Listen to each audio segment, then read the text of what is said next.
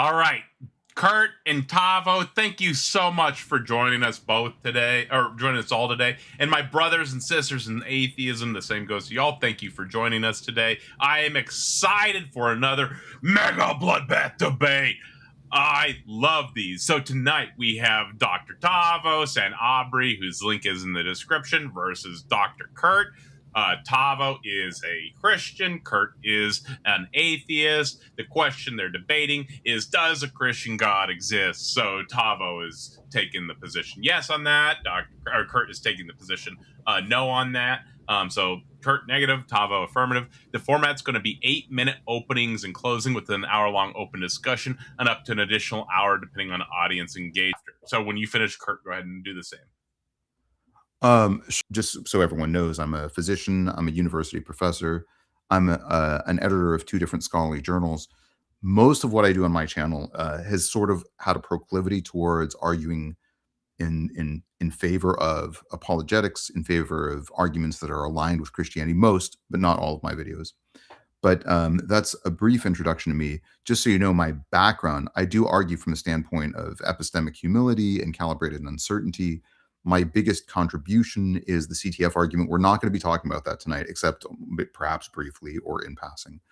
But that's enough about me. I tend to try to be very academic in my perspective, and I really try to be very respectful. So if you're here expecting a bloodbath, this is probably not going to be as much a bloodbath, and it will probably be more of a polite discourse. And I think there will be several opportunities in which during this discussion I'll be proven wrong, but I look very much forward to that because that means that I've learned a lot in this conversation. Dr. Curt has also appeared frequently on my channel. So I would also encourage you to check out my live streams where we frequently have Dr. Curt on as a guest. And in addition to that, I would also be happy to recommend Dr. Curt's Substack, where he's got about 11 articles about my CTF argument. And I think 3 or 4 other articles, I may be miscounting, but several articles about some of the arguments that I've made. Most of his content about me is about the CTF argument, so I would encourage you to check those out. So, and this is not the opening statement, right? This is just the introduction. Right, yeah, Dr. Just telling us about you, and you're telling everybody about everybody else, which is cool, but a little bit more about you. No, that's thank you for the kind words. Those are appreciated. I'm sure Curt appreciates it too. Yeah, it's well deserved. We live in an era of like increasingly partitioned echo chambers. So I feel like resources like this are really important. If I seem, just here's a personal note about me, there is somebody in my community who's dealing with a really, really severe illness right now. And some of you know that I've been less attentive in some of my live streams because of various issues around that. So I do want to say that I apologize if I'm a little bit off this evening. There is somebody that I spent the whole day basically helping them get from one place to another, helping them get their house in order, helping them get their medical facilities all organized. So that's what I've been doing for most of the day. But I don't know if I have a lot more to say. I do have some books out about my perspective. Those books you can access. I don't have a website or anything. I don't have a ministry, by the way. I'm not a minister. I'm not any kind of pastor. I don't have any congregation. There's also absolutely no way to support me on, I don't have a Patreon or anything. My arguments are specifically my own with no financial or vested interest. But I do have some books out, and most of the content that I have is on my channel. Most of my channel is about my writing activities. It's mostly non-fictional writing, but there's some fiction and some novels on my catalog as well. All right, that's probably enough about me for now. I mean, Curt, you want to tell the audience a little bit about you and your position there? Absolutely. And again, thanks for the kind words, Tavo. And again, for anybody who needs to support this channel, obviously I'm a huge supporter of the channel as well. And we definitely want to bring it back to its glory days. And as well, Tavo's channel is a lot of fun. We are in the glory days. Curt, don't say that. Sorry for the interruption. Tavo's channel it's true. We're in the glory days right now. This is one of the glory days. Tavo's channel is also a lot of fun. He has a lot of different perspectives that he highlights. And I do like that he is open to all points of view. And I also like that he makes an evidentiary case for Christianity, which seems to have gone out of favor with a lot of Christians. So that's exciting. In some ways, Tavo and I have mirror image experiences. He grew up without a religion and found one later in life. I grew up with a religion and lost it later in life. So we do have similar perspectives, though, coming from the medical field. And so I think it's a fun and productive way to approach the issue. As he mentioned, you can go to my Substack, and I have plenty of articles on there, not just about Tavo, but also about debating in general, and a lot of my theological ramblings are on there as well. So if anybody's interested, that's substack.com/eCurtAllen. And then I am just a physician entrepreneur. I work specifically in general fields related to primary care. And so I am a generalist by trade and a generalist in thought by temperament. So I always try to get more broad-based approaches, and that's one of the things that fueled my skepticism. Gotcha. Thank you, both of you, for the introductions. Now, since Tavo is taking the affirmative, he's going to be going first and last, respectively. So he's going to get the opening and the closing.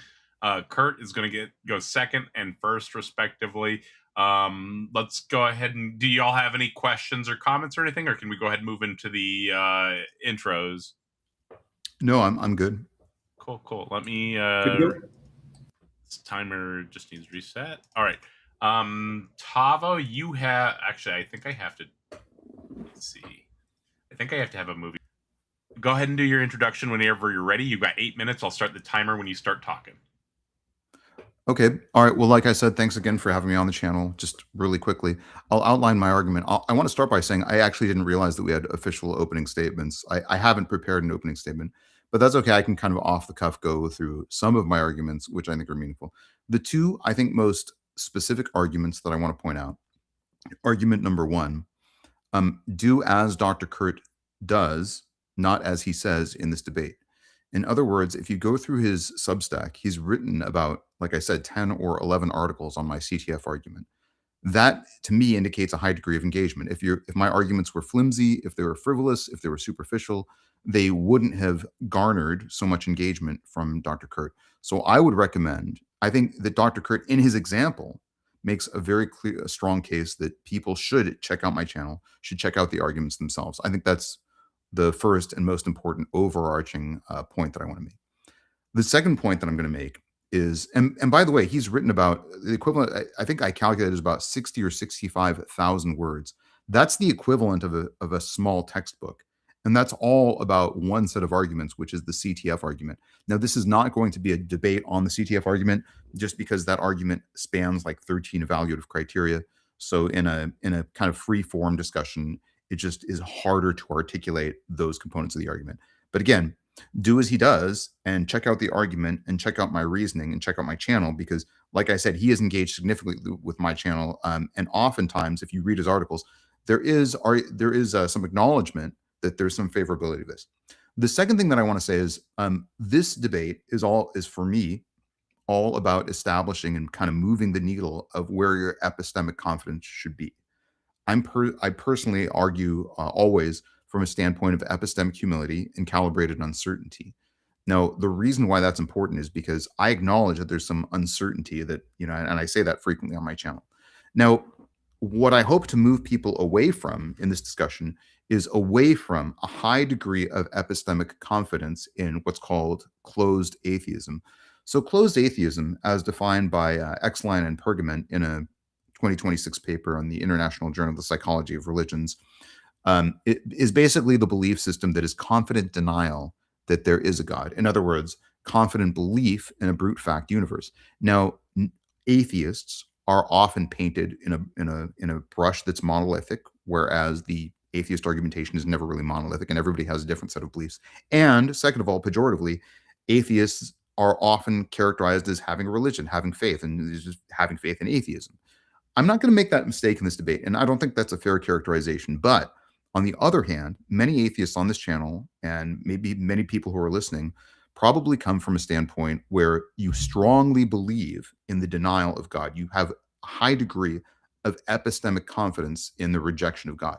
Now, if you buy Dr. Curt's argumentation, then I could go through some quotes here that he offers, and let me pull those up. But if you buy Dr. Curt's argumentation, then I think you at least have to move towards a more epistemically neutral argument of epistemic humility and lack of certainty rather than confident denial of the existence of God. Now, whether or not that wins the debate is probably going to be up to your own decision. But it is an important point that that there is a definition of closed atheism. That definition is based on confidence. And I want to read some quotes from Dr. Curt's recent article about my fine-tuning argument. We're not going to talk about this a lot in this discussion, but I think it's worth underscoring that he is advising that the needle should move away from confident denial of the existence of God and more towards the midline. So he states, for instance, we don't know the distribution of possible universes or even whether there are other universes. We don't know whether the constants of nature could have been otherwise or whether they vary independently. We don't know whether the constants are contingent, constrained, emergent, or necessary. My own position on the multiverse is basically epoch in the classic sense of uncertainty. As to the real state of affairs, I suspend judgment. But that's a vibe, not a conclusion. We need to remind ourselves that we're reasoning from inside the system, not from outside of it. I think, now, I don't agree with everything that he says in that specific article, but I think reminding ourselves that we're reasoning from inside the system rather than from outside of the system is a very potent argument for epistemic humility. And for those people who are watching this discussion from the standpoint of fixed, confident denial that there is a God, Dr. Curt, in his own words, is essentially arguing against that perspective. Now, I don't think he's going to bring that same degree of closed atheism to this debate, and I don't think that's what this is going to be about. But I think at least that should move the needle, at least for some of you. And even if it doesn't win me the debate, my presence here is hopefully going to move the argument towards epistemic uncertainty. All right, now let me address at least some of my own arguments for Christianity, for the Christian narrative. Now, I'm not going to talk a lot about my CTF argument, but the argument basically has a set of 13 evaluative criteria. And all those evaluative criteria point towards weighing the miracle or theological narrative accounts at the inception point of each religion. Now, if you look at all of those historical claims that exist at the origins of all religions, then Christianity clearly has the strongest historical claim. Now, we can talk about that in broad terms in this debate, even though this isn't going to be a discussion on the CTF argument. But one of the things that I think is important to acknowledge is that Jesus does have a stronger evidence basis for his the arguments that he was a healer than any other individual from antiquity. Now, we can talk about the other individuals in antiquity, but as soon as you go to the next strongest case of Vespasian, you realize that there are far, far fewer people who are arguing that any other figure from classical antiquity was a healer compared to Jesus. In other words, the historical evidence that Jesus was a healer is much, much stronger than any other case. Now, that in and of itself is just one conclusion, and it's an interesting one. The other aspects of the conclusion get even more interesting. For instance, Jesus is sort of unique in the Jewish canon. If you look at the entire canon of Jewish tradition, there's no other named figure who is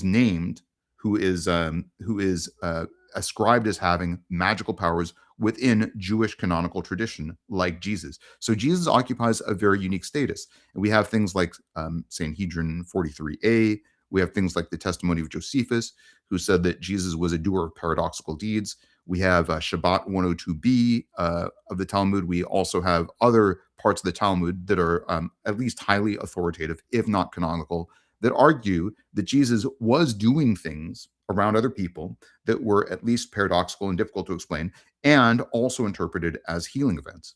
Now, the other argument that you could make is the Toledot Yeshu is the maybe not as canonical a Jewish work, and certainly not part of the Jewish canon, but it's essentially the Jewish polemic against the Christians. Now, the narrative core of the Toledot Yeshu, according to many experts, probably 30 arose. seconds.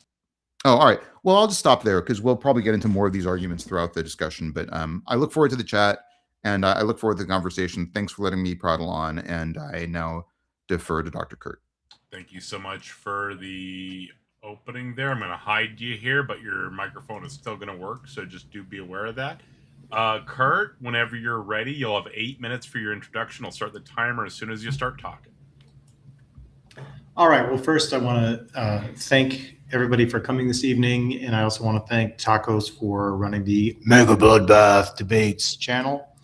And Tavo, of course, thanks for coming in and having this debate. I think this will be a lot of fun.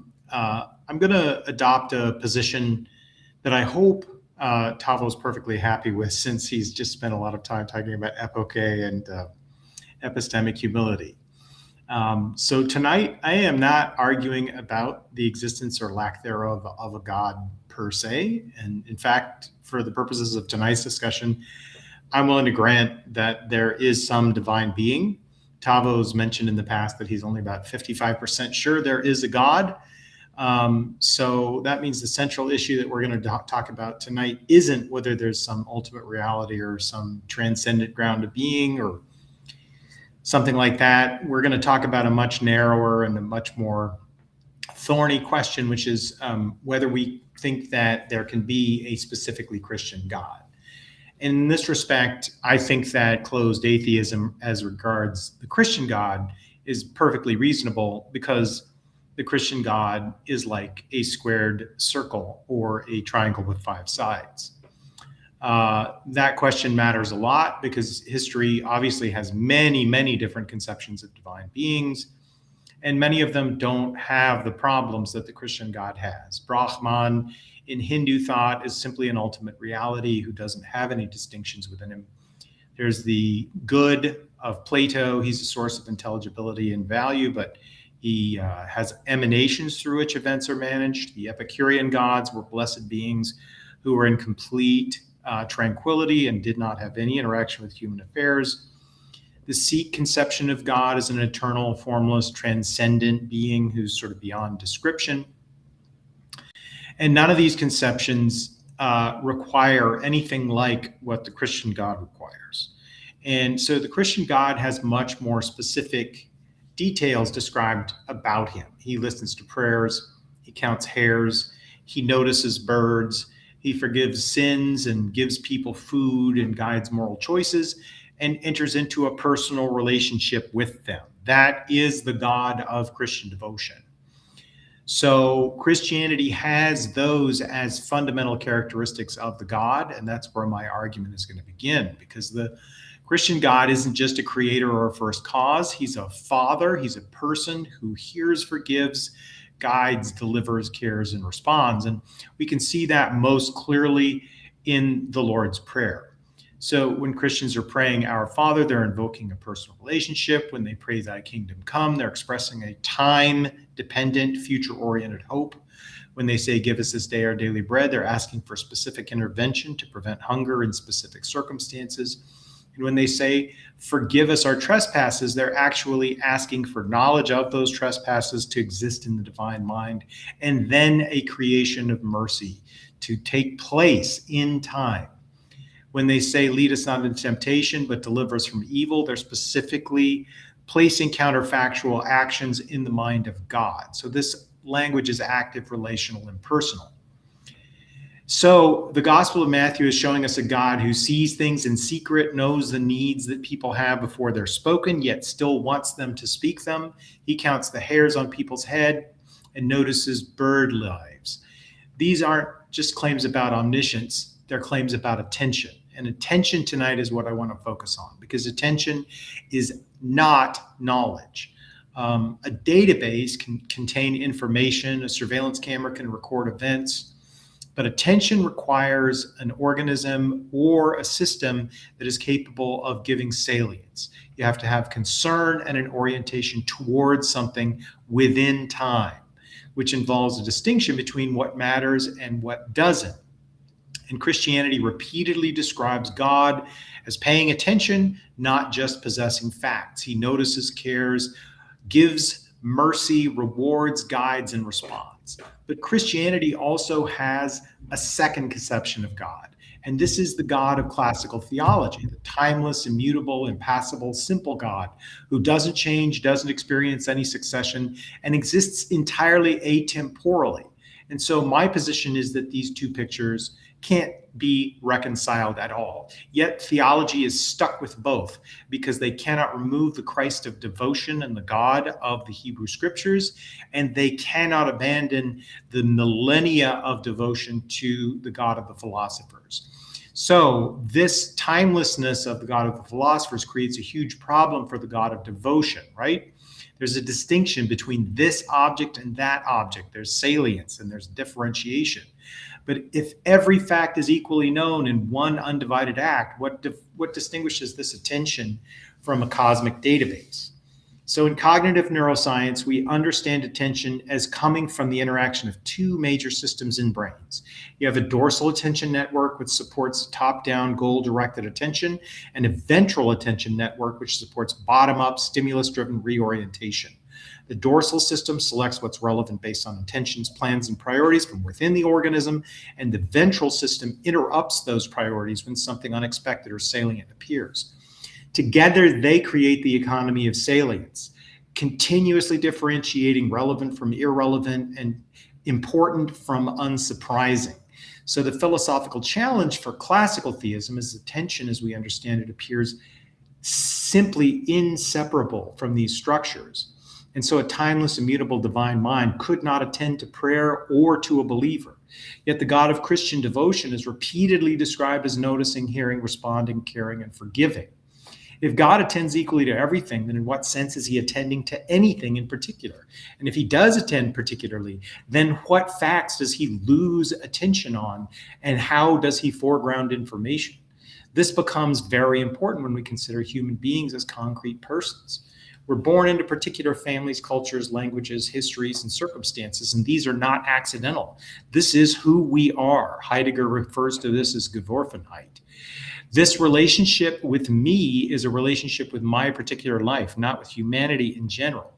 So if God of the Christians is capable of genuine relationship with these persons, then he must be able to attend to their particular circumstances and background everything else in a moment. He's relating to a human being, not an abstraction. So whenever the God of Christian devotion appears to conflict with the God of philosophy, the Christian theologian has three distinct strategies that they use repeatedly. First, they will redefine. They'll take a term like hearing, responding, willing, or attending, and then define it in such a way that it no longer means what it means. The second is semantic bleaching. They use the same word, but the content becomes thinner and thinner. Father, love, care, forgiveness, relationship, and attention are held for their emotional force, but their ordinary meaning is removed. And finally, you get figurative reinterpretation. They say God doesn't really hear, God doesn't really respond. These are all metaphors. So the issue is whether these metaphors are doing the devotional work while the philosophy is removing their content. So my challenge tonight isn't directed against the concept of God in general. That's too big a topic. Okay. You can finish your sentence, and then we'll go ahead and move Instead, on. It's the Christian God and merging of the God of philosophers and the God of devotion. There. All right, you've got an hour. Mega bloodbath engaged. All right, so Tavo, I did take notes on your opening, and I do have a couple of quick questions for you in terms of your conception of closed atheism. So. Sure, go ahead. When you say closed atheism, I've been pretty upfront that I think the deist God or Spinoza's God or other concepts of God are ones that I just don't even bother arguing against because I don't see them as having any difference in predictive power from atheism. And my definition of atheism is simply a rejection of the culturally dominant idea of God within a given culture. So it's always going to be a moving target depending on the cultural conceptions of God. So does that still meet your definition of closed atheism? No. I define it the way Exline and Pargament define it, the way it's defined in the psychology literature, which means a high degree of certainty that there is no God, there can be no God, and there's no God that exists. Yeah, so obviously a deist God would leave no trace, so we would have no way of discerning whether or not that God exists, right? Well, not necessarily. If you're saying the deistic cosmic watchmaker model would be one thing, but here's my problem is phenomenologically, that's going to be indistinct from an omnitemporal God. No, and I've made that. Oh, go ahead. Yeah, so what I'm saying by a deist God is simply a deist God is a God who does not interact with the universe in ways that can be discerned. Yeah, and I would disagree with that, that meeting the definition of closed atheism. So if you're saying, I believe that there's no God, that there can be no God, then that's closed atheism. If you're saying, I believe that there is a God, or there might be a God, but I'm not sure, but it's a God who doesn't intervene in our reality, that's not within the definition of closed atheism. Okay, but this is what I would say in response to that, because I think it's a really interesting topic. For me, like, the question is testability and falsifiability, right? So there's simply no way to test the presence or absence of a deist God or an omnitemporal God, or however you wanted to describe a God whose interactions are undetectable, right? I mean, I think the problem with saying that if it's not subject to testability, then it's not within the divine realm is as follows, right? If you define the divine, like that which exists as that which can be tested, the problem is if I try to test somebody, right, and they know that they're being tested and they're smarter than the test, then they can game the system, right? In other words, they can even like evade, like, let's say I'm trying to test if somebody is sociopathic. This happens a lot in the psychiatric literature. Let's say I'm trying to test for sociopathy. The problem is if the person knows that they're being tested, if they're smarter than the person who's administering the test, right, and if they're smarter than the parameters of the test itself, then their sociopathy would not be detectable, right? In the same way, I think if you're saying, well, if God is not something that is subject to experimental testing, to empirical observation, then that's the equivalent of there not being a God. I would argue no, that those are not the same thing. If there's a God who's smarter than us, then that God would be able to escape the parameters that we would be laying out of testability. I can't think of a situation that would be an empirical test for the presence or absence of God in the system. At least none that's objective, that's not subjective to a degree. So, well, let me think about it maybe Can in you a think of, way, like, and any- say it in a any- way to you that would be different, than that may help illuminate where our differences are, because maybe there aren't. Yeah, sure. Let me just clarify. I've not been asked that question before, so that's me. Like, I wasn't planning that answer. That was just kind of me freewheeling. But I think it is sort of an important insight that there is a presumption that if you're testing somebody within certain parameters, that they can't game the test. They can't control the variables of the test. Yeah. So let's go to Spinoza's God, because that one is like a pretty clear cut, like, obvious case, right? So Spinoza's God is God, that is to say, nature. In other words, Spinoza's God is whatever is, as taken as a whole, as one monad. That's Spinoza's God, and that God has the properties of nature itself. And in that respect, then there's simply no way to distinguish between Spinoza's God and the lack of a God, from my point of view. Now, do you see that differently? I mean, yeah, I'm asking you for a way to distinguish that. If you're saying there is a God, but we have no way to, we have no way to interact with that God or to know if that God is interacting with us objectively, I would probably agree with that, right? We don't have empirical objective tests that we can do that will test the presence or absence of a God. Okay, so, well, let me back up then. In experimental I just want to situations. be clear. Yeah. You're in agreement with me that if we use the word God and we apply it to Spinoza's God, that is to say, nature, then you and I both agree that that God is simply a decision someone makes whether to use the word God to describe nature or not, right? No, I don't agree with that. I Okay. just that there's a gap there, right? The first time you phrased the question, you said, you based it on, are there like sort of experimental tests that we could do to test the presence of a God within the system? The second time you phrased it, you said, is this indistinguishable from no God? And I think those are different conclusions. Okay, so that's great. So we have a position. I do think we there can try to is suss out that. yeah, I do think there is a risk of us talking past each other in this argument. Now, the one thing that I want to say is, on your opening statement, a lot of the points that you made were philosophical, quite persuasively, okay? But the point that you're making is, it doesn't make sense for this type of God to exist, okay? Now, the point that I would make is, even if it doesn't make sense to us, we shouldn't ignore the historical evidence, right? Because, if somebody says, it doesn't really make sense that it should rain today. The weather, channel said that there wouldn't be any rain. And I say, well, it is raining, and that person observes that it's raining, then they have to refine their argumentation. I think if you're saying philosophically, from a tabula rasa perspective, it doesn't make sense to me that a God should exist. And I say, well, if we look at the historical evidence, there is some evidence for the existence of God. then then I think you would have to refine your conclusion. Just the reason why I say that is because I'm happy to like engage your philosophical arguments more directly and spend a lot of time on that, but so that we're not two ships passing in the night, I think that that if there's historical evidence that trumps the philosophical argumentation. So you could say that I'm making a philosophical argument, but I think I'm making more of a linguistic point.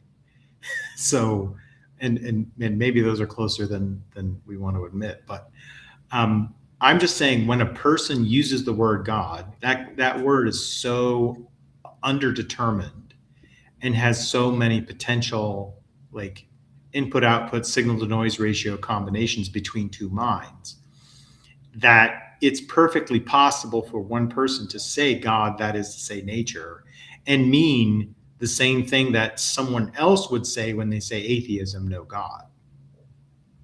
And for clarification for the audience, in simple terms, you're basically saying that one person might say Zeus is God, whereas others might say a God created the universe. Correct, Curt? I mean, it has to be for quick clarification. I apologize. It would be if someone says God is Zeus, that would be a claim, and then if you then ascribe to Zeus all the properties of the God of Spinoza or of classical deism or of classical theism, then yeah, it's just a linguistic move. I'm saying Spinoza's God to me seems like atheism. And so I don't see how you could distinguish between the two except as a linguistic behavior. I don't see them as a like statement about the facts in the world. The statements they're both making about the facts in the world are the same. Well, if your argument is there is no smoking gun that proves definitively that God exists, like I have to agree to that point, right? But if your argument is that therefore there is no God that exists and we can be confident of that, I would definitely stop, put the brakes there, right? But no. So so I'm not like I'm bracketing concepts of God and like willing to accept for the purposes of tonight's debate the concept that there is some sort of God as like a baseline. And then now we're specifically talking about the Christian characteristics of that God, right? So compared to say Brahman or compared to Plato's The Good or the Epicurean gods, like these are all non-squared circle conceptions of God that one can argue directionally, one direction or the other.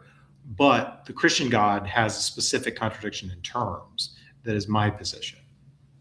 Well, all right. So, and we're not going to get too much into comparative theological argumentation, but I just do want to, as an aside, say that when we make these statements about non-Occidental religions and theologies, we have to remind ourselves that those schools of thought are more philosophical, as they are interpreted in our modern discourse, but they weren't always, and that wasn't always the case.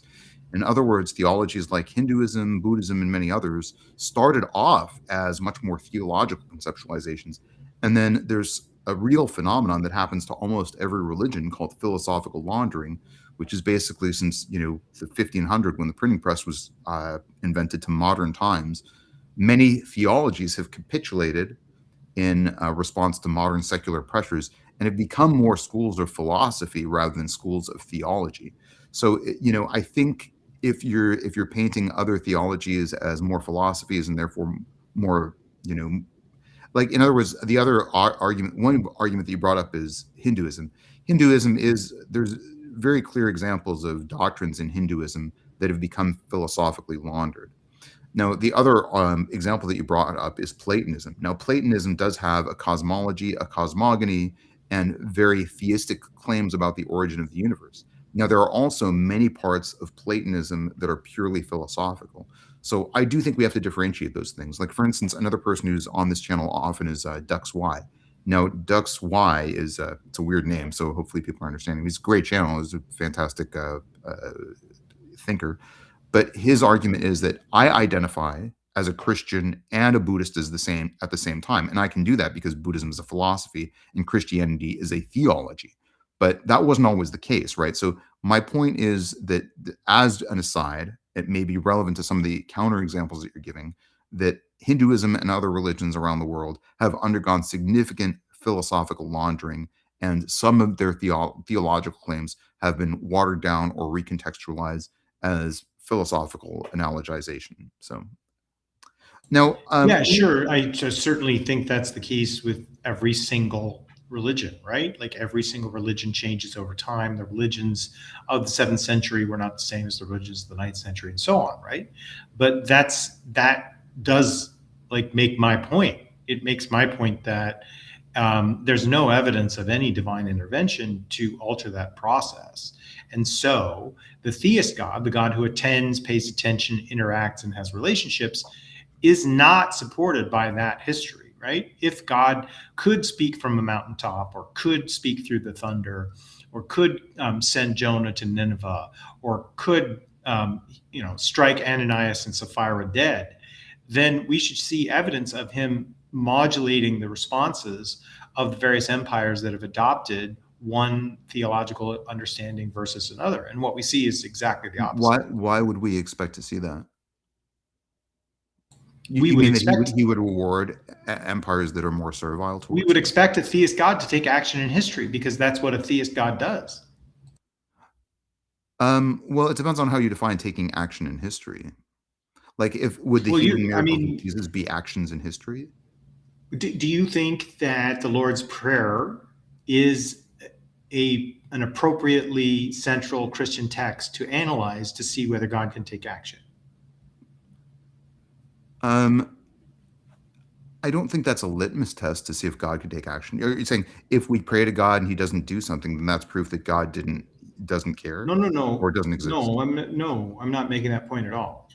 I'm saying on Christian theology, like I'm bracketing Trinitarian Unitarianism, I'm bracketing all the major theological debates within Christianity and just pushing them to the side, because I know that that's like not your bag. And I'm just saying on Christian theology, the person of Jesus Christ, whoever that is and whatever that means, is specifically saying that Christians should pray, and they should pray something like the Lord's Prayer. And that would be coming from the perspective of the person who has the best understanding of the God, right? Yeah, I think people should pray the Lord's Prayer. I don't know that I could use it as a litmus test to prove or disprove the intervention of God. And I don't know that like God's response to me praying is necessarily proof that God doesn't care if there's a lack of No. I'm not even talking about that. I'm talking about the kind of God that the Lord's Prayer presumes exists, right? The kind of God the Lord's Prayer presumes exists is one who can attend to an individual person within their specific characterological and like contingent circumstances, such that when they ask for daily bread, he's going to respond, such that when they ask not to be led into temptation, he's going to respond. And that is a God who interacts with the world in history in a time dependent manner, right? Somebody who prays for daily bread, just like saying at some point in my life I'm going to get nourished, is not like, that's not a time dependent request. That's not the Lord's Prayer, right? Yeah. And this brings me to the point that I wanted to circle back at. This was some minutes ago, and I think we got sidetracked, but I wanted to ask you your basis of this argument, because it sounds like what you said in a lot of your opening statement was there's a difference between knowledge and attention in the human brain, and therefore there ought to be that same difference in a divine brain, right? There should be a difference between omniscience and actually caring. So you're saying it's possible that there's a God, it's possible that God is omniscient, and it's possible that God doesn't care. And if I can prove that God doesn't care, then we're at a rejection of the Christian God. I'm just saying the God of Christian devotion and the God that Christians follow is a God of attention. And if he's the God of philosophers, then he's not the God of Christian devotion. And your argument again, well, let's start with this. Your argument that God knows everything, is omniscient, but doesn't attend to everything, is not attentive, is based on an analogy with the human brain, right? No. It's based on the concept of attention itself. Okay, how I mean, that's not an analogy. That's like, again, the word attention but you understand, has a meaning, and the ability to attend to a stimulus has like only a very limited way of being understood, right? When you're giving a GCS to somebody, You're testing their attention. If they have none, then they score a 0 on the attention section. Okay, yeah, but again, you're talking about a human brain. Sure. What other brains are there besides other vertebrates and other like invertebrate brains? Like, I just don't. do I we have don't any know. other? But how? But then you're relying on an argument by analogy. No. See, this is what you're doing. This is semantic bleaching, right? You're saying we can use the word, but it's devoid of any of the contents of the word. All your argumentation that God would be omniscient but inattentive relies on analogies with the human brain. That's an argument by analogy by definition. That's not semantic. Yeah, I mean, it's not an analogy to the human brain. It's the word. The word comes from human brains, and it's stabilized by human brains. So to that degree, I'll agree. But the word has some specific connotation and denotation meanings. And so when we use the word attention and attend and pay attention, we mean very specific things. And it's not just humans. Obviously, dogs can pay attention, cats can pay attention. Okay, yeah, I could say mammalian brain more broadly, or I could just say a brain more broadly. An ant can pay attention, right? An ant knows when there's sugar. A bee knows where there's a flower. So attention is just a phenomenon of brains, but it has a meaning. And if you want to use that meaning and apply it to the God, then that has to hold that meaning. It can't be that we use a word that we apply to humans in a specific way and then apply it to God, but say it doesn't have that meaning anymore. That's semantic bleaching. Okay, but your whole argument why God doesn't work that way is based on analogies with organic biomechanical brains, right? No, again, it's not based on analogy at all. It's based on the meaning of the word. The meaning of which word? Brain? The meaning of the word attention. I guess I still am not clear. Why could God not be omniscient and omni-attentional? Because attention, like by definition, involves foregrounding some information at the cost of some background information, right? You're attending to this conversation right now at the cost of the sensation of your underpants, right? You don't pay any attention to your underpants during this conversation, except when I mention them, because you're foregrounding the conversation and backgrounding all of your like sensory input. Okay, how about this? Here's a good litmus test. Can you explain your argument in terms that don't incorporate, because everything that you've been saying is an analogy to a human brain or a mammalian brain or some sort of organic brain. So can you explain your analogy without referring to an organic brain? No, I'll actually be very clear. LLMs, when they get a prompt, that is an attentive prompt. The LLM then foregrounds the information from the prompt and goes and tries to find things that match that attentive focus. And it backgrounds the vast majority of information that it's been exposed to in an attempt to foreground what is in the prompt. That is still attention, and it's not in an organic brain. It's the concept of foregrounding something versus everything else that you now put in the background. Well, it's foregrounding the specific question, which is the input. Correct. That's attention. Right, but that's the only input that it receives.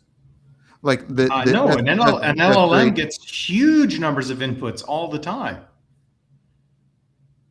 Yeah, well, from different sources and interacting in different interfaces, and then undergoing like a decision forest. But the problem is, I don't. My point is just that attention has either got meaning, or when we use that word and we apply it to things that we know, and then we try to apply it to a deity, it loses all those meanings, but maintains the emotional force. Because again, if we are praying, and if we were praying in the way that Jesus like tells people to pray in the Lord's Prayer, we expect that God is attending to us, or we are simply like making noise. We are like Cy 10 Bruggenkate's soda that's crackling after it's been shaken, right? Again, that's an analogy, though. In other words, no, I don't see any inherent. I fail to see how that's an analogy. How about this? Do you agree that theoretically you could construct a brain that would receive all input and not have any discrimination based on foregrounding and attention process? Yeah, sure. We do that all the time. It's a video camera. Okay, all right. So why couldn't God take all inputs in and Oh, he process all can. He inputs absolutely simultaneously? can, but then he can't respond to prayer. Why can it why- and I'm sorry, why is that? Because response, mercy, forgiveness, planning, like speech, like saying, let there be light, these are all time-bound attentive processes. Okay, so the issue is time bounding. Well, no, the issue is attention. If okay, let's even go with everything that you're saying and say that God is not bounded by the human perception of time, right? I mean, I guess I don't really understand the force of this argument, first of all. Second of all, I don't understand why you would say that a divine mind uh, would have the ability to attend to all of the information that it's receiving. Like, and I think what Well, you're saying again, is, like, if we look at all these other brain models of brains around us, it seems like we can differentiate receiving the input versus attending to an input. think about an email server, right? It's an email server. It gets I mean, inputs. it's going to be another analogy is the problem. Well, but it's not an analogy to a vertebrate brain. Okay, and that's an improvement, but I mean, a lot of your opening statement was about vertebrate brains. Okay, but vertebrate brains are what create language. So that's the words that we use. We use the words constructed by vertebrate brains. Can you explain to me why a theoretical mind would not be able to receive all information and also attend to all information simultaneously? Because I feel like if you I can't do just don't that, think, okay. then you Again, and that's you've bleached attention of having any meaning. If it's attending to all things all at once, it's attending to nothing. okay. Well, what about attending to all things at once equally? Like think if your limbic system responded to all things all at once equally, you'd be paralyzed. You'd be Absolutely, yeah, Burden's that's true. ass. That's true. I have an organic brain which is very limited. Somebody could sneak So up on we're me, and made in I the would. image of God according to Christianity, right? So in But the that doesn't image of necessarily God, mean in that the God has an Imago organic Dei would brain. mean that we have that ability just like he does. And the plan of salvation and the concept of individual forgiveness for sins based on redemption by accepting Christ is going to require individual attention to an individual case. Couldn't you just as equally make the argument that, if by that logic, God must have a liver, and that liver must produce the nutrients for God's body if we're all made God's image, and therefore God has to eat, and therefore that's not a divine being. That's kind of the No, argument you're making. no, because there's no necessary need for God to process nutrients. And so that I don't think is something that matters, right? But We don't. you're saying your argument that God has a Also, brain that has organisms process nutrients without livers. So like that's like okay, but your argument that God has a brain that no, I didn't say that. oh, I thought that was your Imago Dei argument that I'm made in God's No, image, and I therefore said God's God brain must has have attention. similar. God has the characteristics of mind that we have. If there's again, if you want to hold Imago Dei to mean that God has a body, certainly there's scriptural precedent for that case. I'll certainly be happy to like go through it. There's a great book by Francesca Stavrakopoulos. Well, here's the problem. It talks about God's evidence for God's existence, or is there historical evidence of people that believe in the existence of God? I think this is tied into one of your earlier statements, so I just wanted to touch on that before you got too far away from that. Sure. Do you want to do this one first, Dr. Curt, and then I'll do it? Yeah, sure. I mean, that's a great question in the sense that like we have to wonder what would the evidence be, right? Now, for many Christians, the historical evidence for God's existence is the evidence for the Noah's flood and evidence for the Tower of Babel and evidence for the Egyptian Exodus.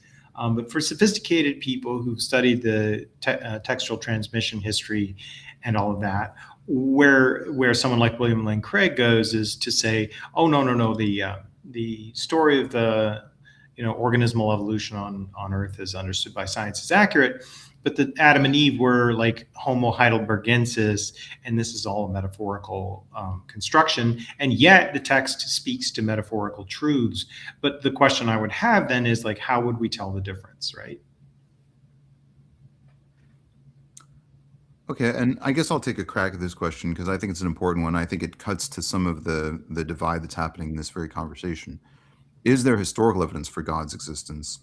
Um, I think this debate often turns into a very causal and mechanistic question.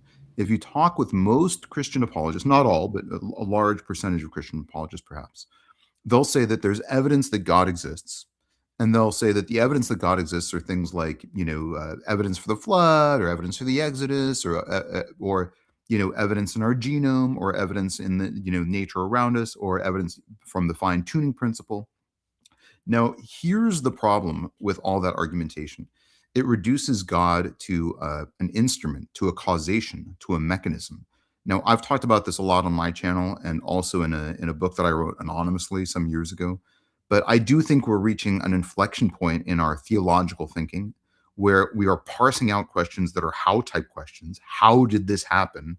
From why type questions. The how type questions are mostly, not all, but mostly God of the gap types arguments about God. So, in other words, there's this evidence, there's this thing that happened that we have no other explanation for, and therefore God did it. And that makes God into a causation, into a mechanism, into a how. To me, questions that are mechanistic, that are causational, should always be addressed by the sciences. We should always look for mechanisms to the sciences. And the questions that theology should answer are why type questions. Things like morality, things like, is there a greater purpose for human existence? Things like, are we here for a reason? Why is there something rather than nothing? These are theological questions. These are why type questions. They're not how type questions. So I would argue that if you're looking for God as a causation, as a mechanism, then you're probably looking in the wrong place for your theology. And those questions should always be better addressed by the sciences. Now, in regards to the historical evidence, I don't think there's a totally absent historical case in some other regards. In other words, if you look at all the figures from classical antiquity who had miracle claims written about them, Jesus has the strongest attestational base by a lot. There are very few other figures in history who are considered as much wonder workers or people who were surrounded by wonders than Jesus. If you look at the resurrection, for instance, there are, within 50 years, there's at least 5 different people who wrote books arguing that Jesus resurrected. These are different individuals who wrote texts, who wrote codices saying that there was a resurrection event. Now, that's roughly in temporal proximity to the actual events itself, as strong as the testimonies we have for many other events that are secular. So I don't think there's a totally absent historical case, but I think a lot of the arguments for, is there a God? Do we have evidence? Are based on very mechanistic thinking, which is not always appropriate when you're asking a theological question. Hopefully that answers your question and also gives some overarching insight into the conversation we're having. Yeah. So we were talking about what my position is. And so I think you've just been very helpful here.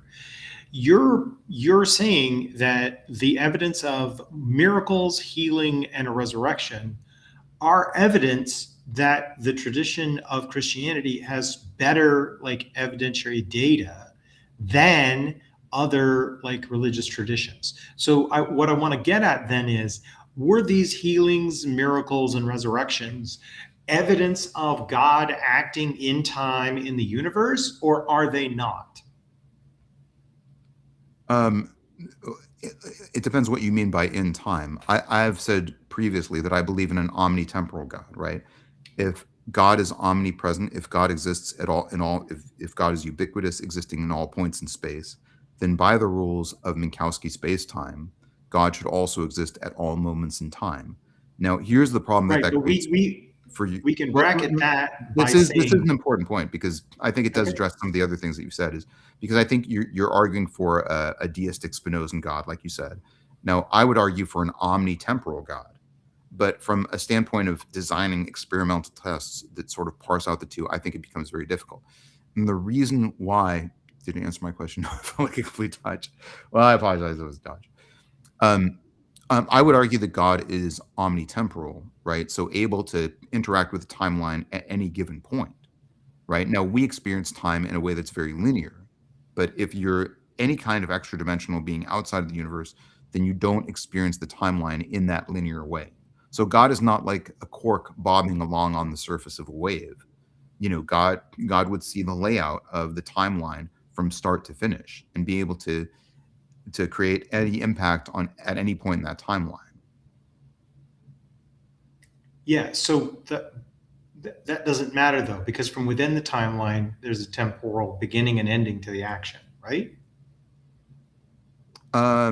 Well, I mean, yes and no. I mean, like you've heard my analogy, the parting of the Red Sea, right? Yeah, but we could use another analogy. We could use the Jesus calming the storm.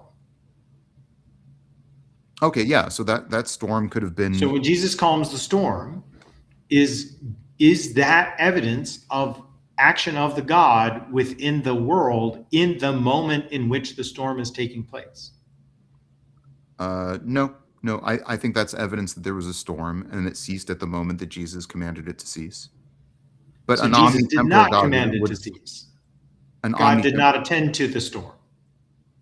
an omnitemporal God would be able to conjure and cease that storm at any point in the timeline, and would be able to act on any point in the timeline in order to create that storm, as well as the But environmental didn't and in this climatological case. factors that would result in the cessation of that storm. But there was no call and response, is your point. No, I don't think I'm making that case.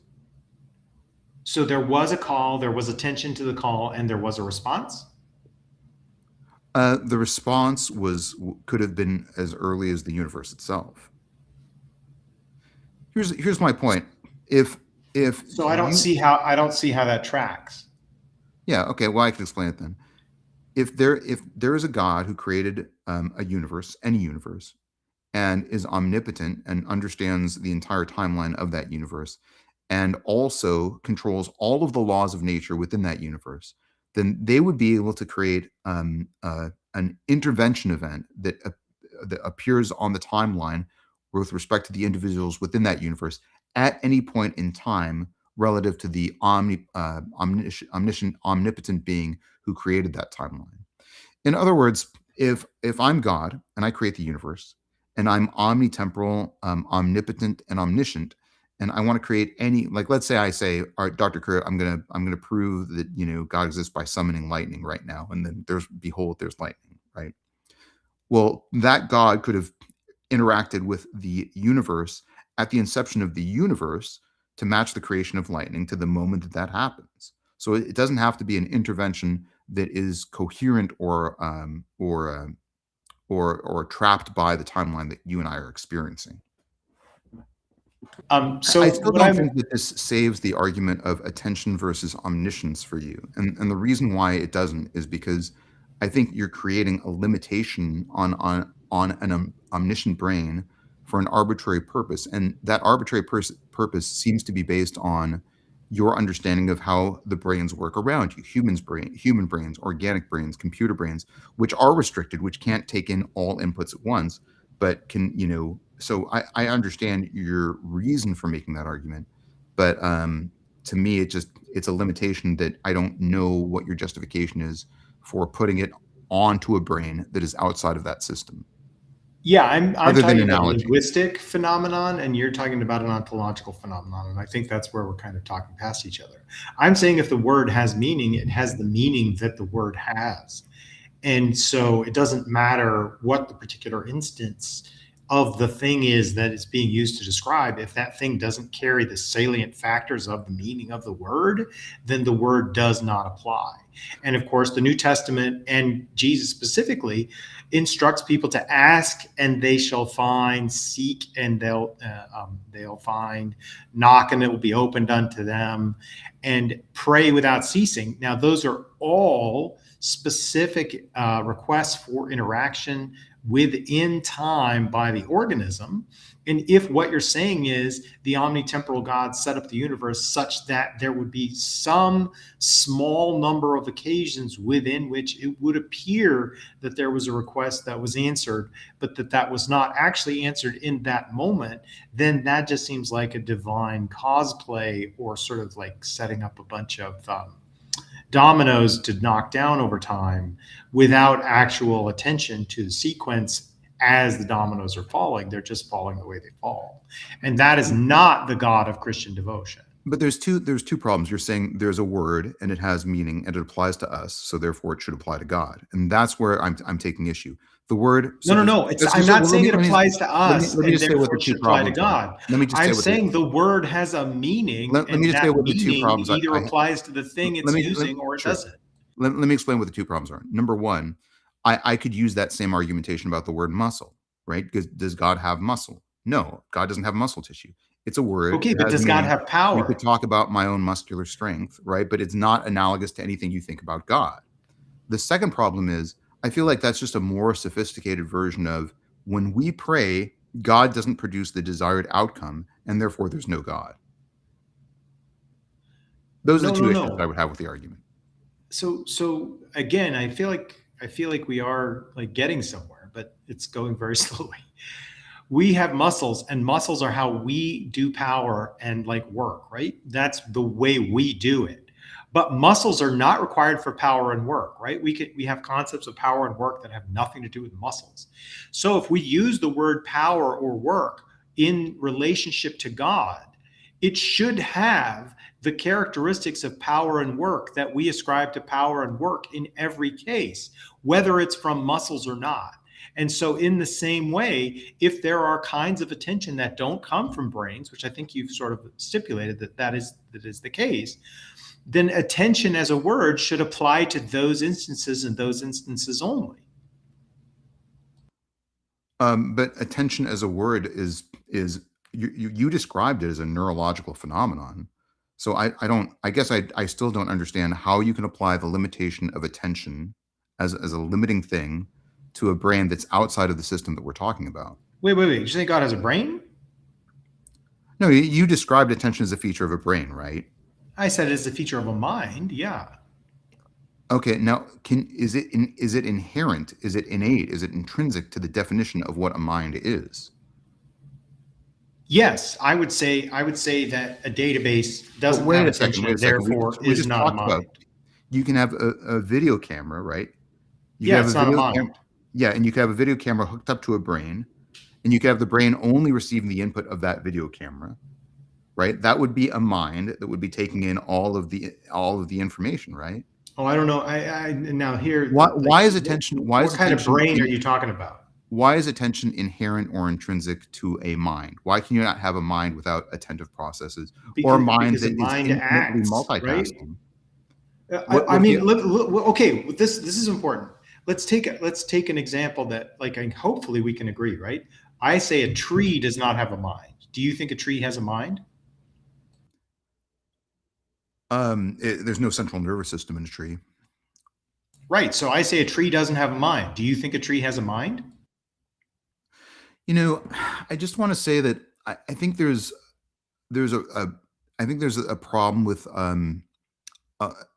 you know, I want to comment on this as a broader rhetorical thing because I've seen you in a lot of debates, and this is a rhetorically good technique to use.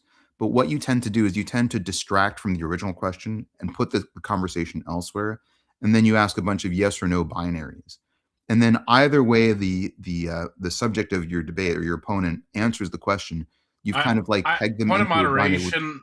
I don't feel like this is a debate where meta really should be addressed, but if you'd like to change the pace of the conversation, maybe feel free to recommend another way to engage if you think it might better suit you. That's very fair, right? But here's my suggestion of another way to engage. Instead of asking me the binaries, which may or may not be leading or false, which is sometimes a challenging rhetorical technique, you could just say, here's my argument, and you could explain what it is. Sure. So my argument is that sessile organisms, whether they are plants and autotrophs or animals and heterotrophs, don't generally have minds because they don't have responsivity, right? So the God, to the degree, if he is analogous to a sessile organism, if he simply doesn't act and is sort of like a filter feeder or an autotroph, in analogy there, then he wouldn't have responsivity, and therefore Christian theology would be half-baked, right? It would be the God of the philosophers only and not the God of Christian devotion. So that seems to me fairly clear cut as a distinction. And it doesn't, again, there are animalia, bilateria, that have nervous systems but don't have like minds in the way that we do because they're sessile. Sure, but again, let me pose the question in a different way. People can multitask at times, right? Some people are better multitaskers than other people, right? Couldn't you say that somebody could be way, way far on the spectrum of being able to multitask and take in just way, way more inputs than another person, and therefore have a larger capacity for attention? Yeah, sure. There are disorders and spectra of attention. That's absolutely, like, that's the case. We Okay. deal with that all the time. No. But there are people who have disorders of attention and people who have excellent attention. No, couldn't and you there's a just take spectrum. that? Yeah, sure. No, couldn't you take that knob of multifocal attention, that knob of multitasking, and just turn it all the way to infinity, to the point that because you have like sort of an omni ability to multitask, to put your attention everywhere once, to receive all the inputs and to make judgments about them all at once? Theoretically. I would argue no. Again, even the people who are excellent at multitasking do So absolutely at what point does that knob stop? huge amounts of information that are coming into their brain. And in fact, like, we know from neurological information that we've developed, and also from cybernetics, that the ability to fail to attend to a prompt to determine what's extraneous and remove it is one of the key factors in the ability to accomplish a task. Okay, so at what point does that knob reach a fixed hard limit? Again, I don't think that that's like something we have certain knowledge of, but I would say that the idea that there is a potential being who can simply be a universal tuner that simply receives all the information and yet timelessly has already planned out the entire sequence of events of the universe, such that Jesus could say this storm should stop right now, and it stops right then as part of a pre-planned orchestrated series of dominoes falling, is much, much, much more aesthetically difficult to accept from my point of view than the simple fact that there are contingent events that take place and people tell stories about them. Well, that's okay. Then you're making an argument from personal incredulity. You're saying this is not aesthetically pleasing to me. It doesn't make sense to me, but I don't know that that argument is compelling outside of your own incredulity. I mean, I certainly think that the philosophical ornateness of the proposed entity is one that the word attention should not be appended to. In other words, even if what you're saying is correct, even if this thing is infinitely capable of foregrounding all of its inputs, by the time it's foregrounded all of its I mean, I still think you're giving me a should. You're saying it's not pleasing to me that it would work that way, but I just. Oh, I'm a Humean. I think that reason is always the slave of the passions, right? I'm always going to have a fundamental aesthetic approach because I follow Croce there. I don't see aesthetics as separate. I think the reason the Pythagorean theorem is considered so true is partly because it's so beautiful. Well, I feel like we're kind of at an impasse now, because I've argued that attention is not an inherent process of any kind of mind, and you're arguing that there should be an upper limit, and I would argue that theoretically there's not an upper limit. So I feel like the only argument that you're giving why there is this upper limit threshold of attentiveness is kind of personal incredulity or a should or an aesthetic argument. And I feel like I don't know that we can get further on that particular point. I feel like if it's just as unlikely, I mean, I feel like if you're saying, well, I'm incredulous that that attention can be infinite, why are you not equally incredulous that omniscience should be infinite? Sorry, I think you're, again, I'm saying the word attention implies foregrounding something and backgrounding other things. So which is what the human brain does. No, that's what attention is. I've already told you examples that don't involve human brains. But your example was large language model, which does have actual input and output structures. Sure, but I don't think it it knows it how doesn't. to pay attention to parts of a prompt and ignore others. Well, that's different than attention. That's just No, that is contextualizing attention. individual It's phrases attending of a to some prompt. parts of the prompt and dispensing with other parts of the prompt. It sees some I parts of guess the I see what prompt you're saying, as but like pragmatics and like it's like if somebody interspersed the word like every third or fourth word in a prompt, the LLM could bracket the likes and ignore the word like as a pragmatic part of speech and focus on the actual likely meaning of the person inputting the prompt, which is attentive. sure, but that's an algorithmic approach to Yeah, what makes you think speech that and language the vertebrate brain interpretation. is not algorithmic? Well, I'm saying it's an algorithmic approach to speech. In other words, it will Sure, understand but that the word like is a filler word in those situations. That's different than saying like I'm going to attend to. And anyways, I think even if as many analogies as you come up with, I still don't understand the inherency. And that's the real problem here, is that you could have an omniscient mind that would have an infinite ability to multitask. And I don't see why that creates any problems. There's well, many other okay. problems First here. of all, if it's multitasking, it's destroyed divine simplicity, which is one of the philosopher's God's main components, right? So divine simplicity is gone if it's multitasking because it's tasking. So any partability and any passability of any type in the philosopher's God destroys the philosopher's God. But much more importantly, the God of devotion, who's definitely Just not the under 10 minutes philosopher's God, remaining. who's definitely not the philosopher's God, is attending to people in their minds. In other words, the mind of the prayer, the person who's either doing the hesychasm or the person who's praying the Lord's Prayer or the person who's attending liturgy, is that God is in some way attending to them. And the idea of the host being the body and blood of Christ is in fact central to many Christians' experiences. And that would require divine attention to transubstantiate the host into the blood and body of Christ in that moment at that time.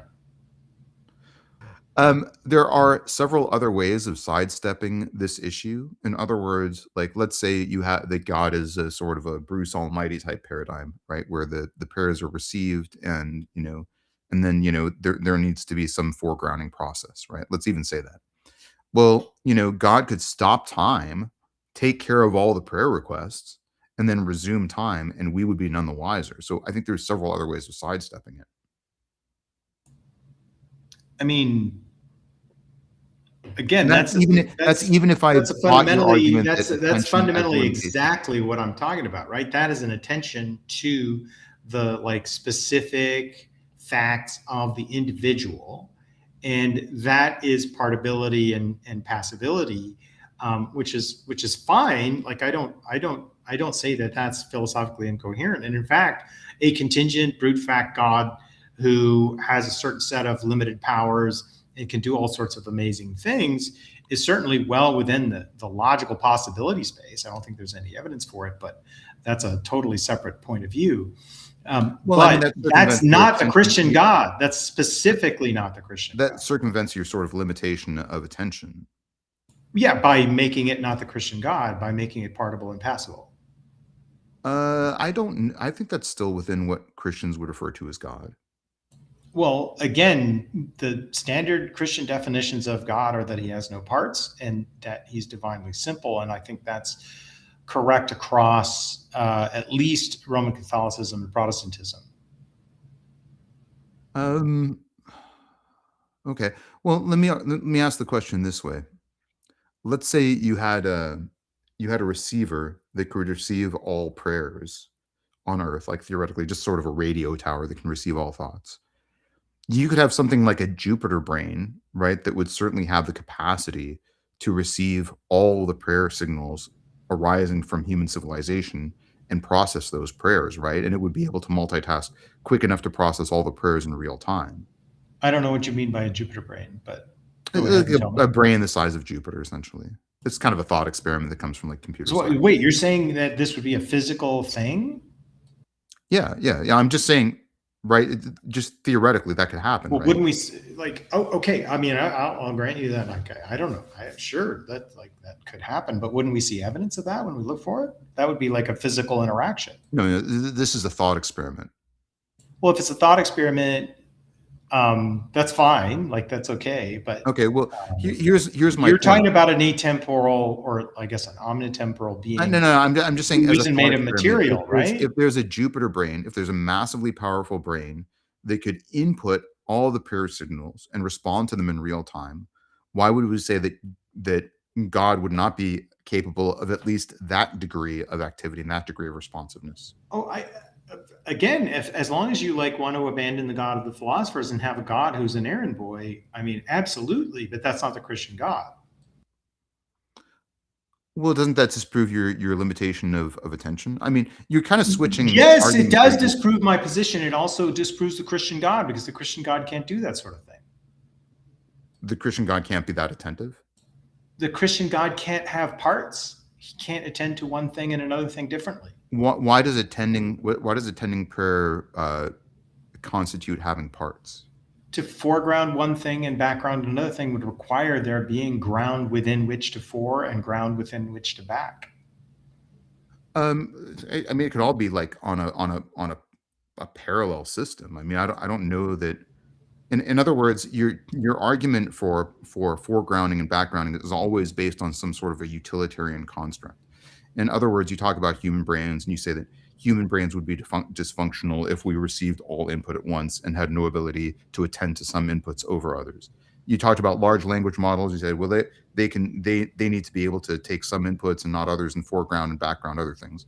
But my whole argument is that there's no need, if you have a large enough brain, to foreground and background inputs. In other words, if you have a large enough brain, you could just deal with all the inputs as they happen. That doesn't create any God with any kind of moving parts. Sure it does. Again, you have each piece of information is a discrete piece of information. It's a bit, right? What's your point? Well, if you have bits that are being written and overwritten, then those are parts. The parts are coming from humans, those aren't parts of God. To attend to them, you have to attend to the individual humans in their specifics. I guess like Billy prays for a pet puppy at Christmas. Either God attends to that and takes action, or he doesn't. The God of Christian devotion attends to it and takes action, either to say yes or no, or to say later. He says all those three options, but he takes action. But the God of the philosophers doesn't. The God of the philosophers says you can't do that. God can't have parts. God can't attend to the specifics of a position, because he can't know one thing over another thing. He has to know all things all at the same time. Yeah, but you're giving me two limbs, and then you're establishing all the definitions within those limbs and saying that they're mutually exclusive. You see? Yeah, I think they are mutually exclusive. Well, it's a rhetorically persuasive argument, but I don't know that it disproves a Christian God, except narrowly defined by your own definitions. I think it disproves the Christian God of the philosophers or the Christian God of devotion, one of the two. But the organized Christian religions adopt both. That's my position. Couldn't you be Christian without ascribing to the specific belief system of the organized religions? Yeah, absolutely. You can identify yourself as anything. I am a nominalist. I think anybody can use any name to describe themselves. Sure. Just under 2 minutes. Okay. I mean, I guess the problem is then I still don't. I think you've disproven dogmatic views of God, but But what if I say I think you've disproven those dogmatic views of God, but you haven't disproven all possible definitions of God? Yeah, sure. Like I said at the beginning in my opening, I'm talking about the common usage of the word as it is understood by the dominant society at the time that I'm alive. And again, as I said in my opening, that changes over time. So I can't respond to every possible conception. I just have to look at the understanding of the Christian God as it means when someone today in 2026 says, I believe in the Christian God. And so my argument is against the incoherence of the meaning that is generally understood of the Christian God, which is divided into two different gods, the God of philosophy and the God of devotion. Yeah, I guess that's just sort of less interesting because it becomes an argument over definitions.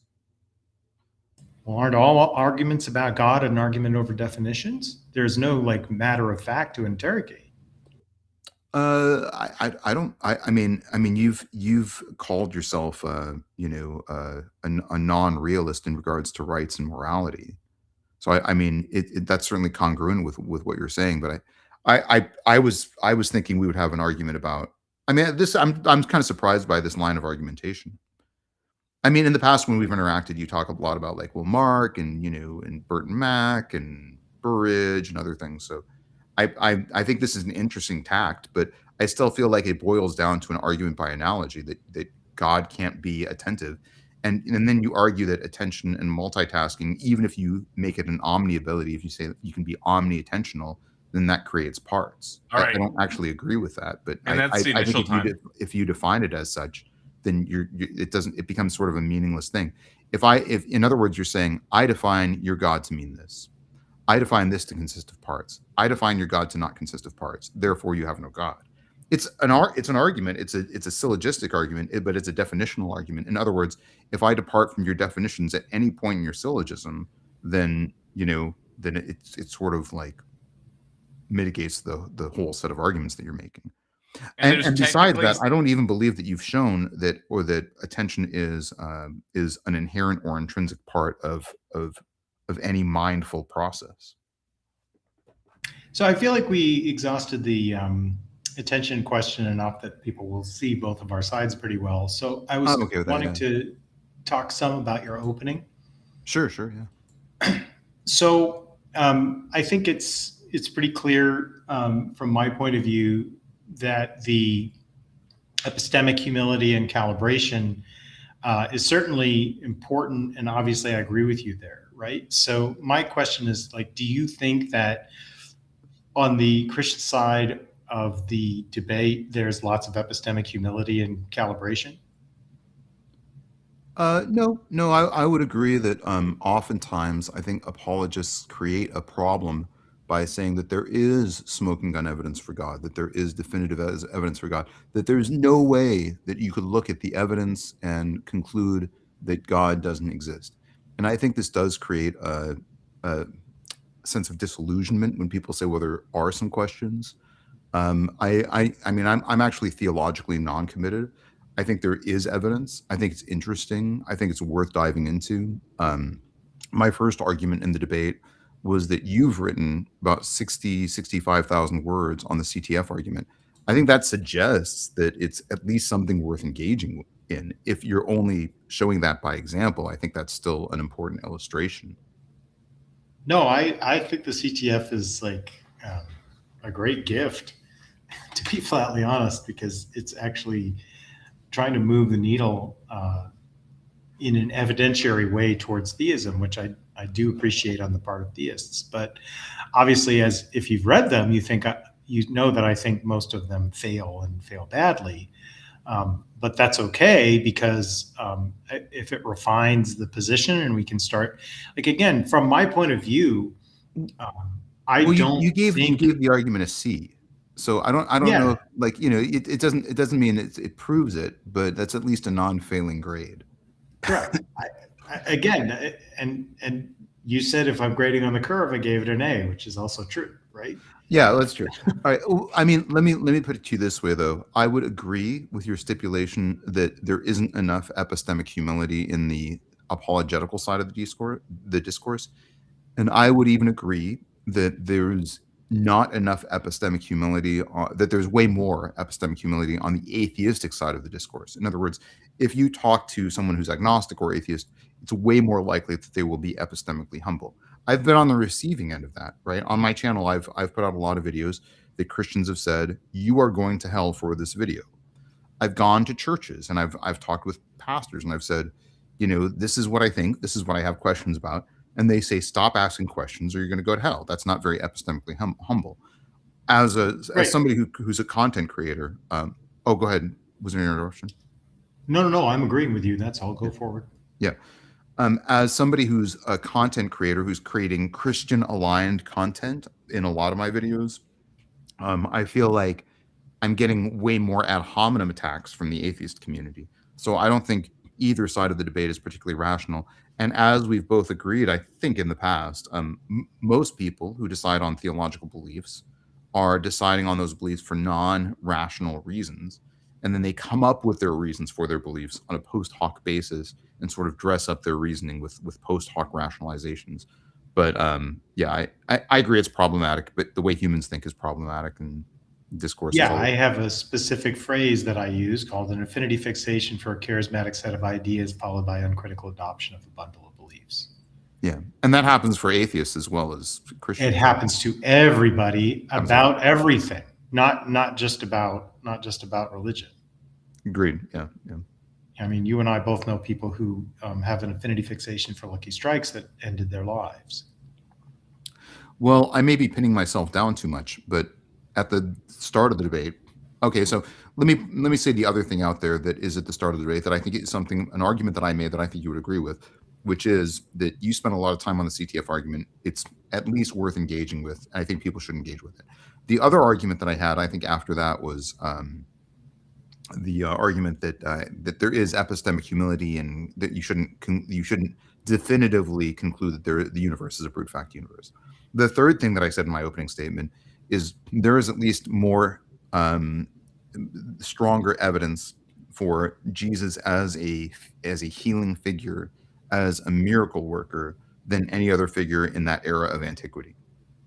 So that depends, of course, specifically on your use of the word miracle, because obviously I would say Galen has much more evidence as a healer than Jesus. Like, that's like unquestionable. What era was Galen in? Same era as Jesus, a little bit later. I don't. So, and what are his healing miracles? Well, he doesn't have miracles. He's a healer. He's a doctor. Oh, you're saying he's a better healer? Hundreds of books about medicine and about how to cure people of diseases. Oh, yeah. Okay, yeah. I know who you're talking about. Yeah, sorry about that. I mean, he was the foundation of Western medicine for 1600. So again, if you're gonna like put healers, then obviously Asclepius would certainly have to be in the conversation, and you didn't mention him. We haven't gotten to the Temple of Asclepius. Huh? The Temple of Asclepius. You talk about those stone tablets? I've been to an Asclepion. Yeah, there are several. Oh, they're still practicing. Yeah. Oh well, first of all, I'm talking about ancient healing miracles, but those are ancient healing miracles at the Asclepions. They have like inscriptions about the healings. Oh yeah, they've got, I think, some 70 Lidonici. Multiple independent testimony of Asclepius miracles. There's no independent testimony that I'm aware of, though. There's loads of independent testimony in inscriptions in the Asclepia. Those inscriptions are one source, right? If you consider those. No, they're not one source. They're multiple sources. They're inscribed by different people at their own expense. How do you know that different people inscribe them? And what do you mean by their own expense? Because they come from different eras and different times. Those people. What? So Lynn Lidonici wrote a whole book about the Asclepius tablets, the tablets where the healing miracles are written down. We don't know that there's more than one author there. There's different accounts, but we don't know that those accounts were all transmitted by different individuals. Are you saying that like one benefactor then paid one scribe to write up all the different stories and then had them all inscribed all at once at the various Asclepia? No, I'm saying there's a body of healing accounts, but we don't know how many people wrote that body of accounts. We don't know how many authors there were. That to me counts as one testimony. So I'm going to say, here's what I will say, and I think this is not hugely productive part of the conversation, but I would just say that if you asked a person in 150 CE, who's the greatest healer of all time, the answer would almost certainly have been Asclepius. I disagree, and I think that's conjectural. And I think there's one source for the healing miracles at Asclepius, and it's the tablets themselves. We don't know that those were written by more than one individual. And we do know that they were all probably written by the people who worked at the Temple of Asclepius. I don't think that's the way that ancient inscriptions worked. My understanding of how ancient inscriptions worked expect is that somebody would receive something amazing and that they would hire a scribe to write up the inscription, and then they would hire a stonemason to inscribe it.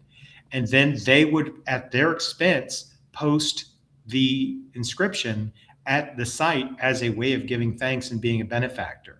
It was part of the process of euergetes, good works, that was common in like the 1st and 2nd century. But again, I have to admit that I have not read the book you're describing, and I haven't investigated it adequately to say I'm certain that you're wrong. So I will just say tentatively, maybe you have a point there, and just move on to say that the concept that Jesus is necessarily a healer just to me fails, because the nature of the text that we have, simply in Mark, he seems to be doing healing miracles to match Elijah and Elisha in very specific ways that match texts from the Tanakh.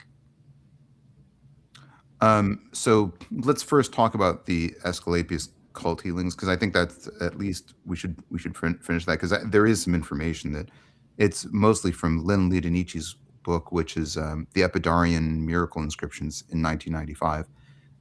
We know that there are these accounts, they're written in stone. We know that those stone tablets were actually at the Temple of Asclepius.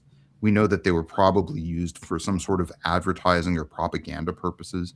We don't know that anyone wrote those things other than people who worked at the temple. And our understanding is it was probably people who were part of the temple that wrote those inscriptions down. So it wasn't like individuals, like, in other words, if you're saying that, and I know you don't want to spend too much time on that, which is fine, but if you're saying that individuals, paid for each inscription to be written down individually, went to stonemasons, those stonemasons wrote those inscriptions down, I think the problem is that's strictly conjectural. Like, most people think that the people who were in the temple were the people who wrote those inscriptions. So, and those are the people who had the most to gain from those inscriptions. Now, all I can tell you is that the symbol of a physician in the U.S. military is the rod of Asclepius. It's not anything to do with Jesus. Yeah, sure. I don't know that that's an endorsement of healing miracles. Well, that's from antiquity. We don't have it because it's American. Sorry, what do you mean? The American military uses that symbol because that is a universal symbol from antiquity. So, at this point, I haven't researched. Yeah, we can skip over it, but I wouldn't argue that the fact that it is now a sigil that is commonly used for healing work makes it more likely that the cult healings at the Temple of Asclepius were actually healings that happened that were miraculous. Okay. I will say that the evidence for the cult healings at Asclepius being miraculous is exactly as strong as the evidence for Jesus's healings. I will say they are identically strong. And I would argue that they're not. And the reason why they're not is because we have one body of writings for the Temple of Asclepius. They all come from the same source. We don't have anyone else. So do the Gospels. The Gospels all come from the same source. That's not the majority claim. I don't. No, it is the majority claim. The majority claim is the Synoptic Gospels are all dependent on Mark, and now the majority claim among scholars who studied John extensively is that John is dependent on the Synoptic Gospels. That's why Mark Whitaker just put out John, the fourth Synoptic Gospel. Well, all right. So let's focus on Mark first. So if you're saying that great Asclepius, that counts as one source, and Mark counts as one source, then they're at least even, right? Even if I say, all right, I'm going to throw out every other source, I'm going to throw out Paul, I'm going to throw out the other synoptics, I'm just going to focus. Paul doesn't attest to Jesus healing anything. Paul doesn't give the narrative of the healing miracles, but he does. Paul doesn't attest to Jesus as a healer at all. Well, let's focus on the first argument, which is Mark, right? You're saying that there's one witness for the healing miracles of Jesus, which is Mark, at the very least. You're saying that's at least one. There's one source, yeah. Okay, so that's still one source. That's at least equal to the Temple of Asclepius. It's exactly what I said. Equal. Okay, no, that's fine. In the past, you've argued that Mark was fictionalization. Oh, I don't think Mark is fictionalization in the way Burton Mack thinks. But I do think that Mark is not an author who cares about history. What genre do you think Mark is? I think Mark is a paideia. It's a paideia text. So do you know about Mortensen and Bisogni's work in 2025? They actually computationally evaluated the Gospel of Mark. No, I'm not familiar with anything that recent. Okay, yeah, they did a computer analysis and argued that Mark is outside of the corpus of fictionalization. And they looked at several genres of contemporary fiction, tragedies, novels. Yeah, like I said, I do think it's an instructive text. I don't think it's necessarily fictional, but it's definitely. So you agree that there's a truth claim in Mark? In other words, he's well, I mean, to the degree there's a truth claim in that there's a Christian God, and that Christian God is the God of the Hebrew Scriptures, and that you can understand him through interaction with the Hebrew Scriptures and the philosophical text. Is Mark fictionalizing? Then I would say Mark is down making events that actually happened. Sure. What? Is Mark fictionalizing, or is he endeavoring to write down events that actually happened?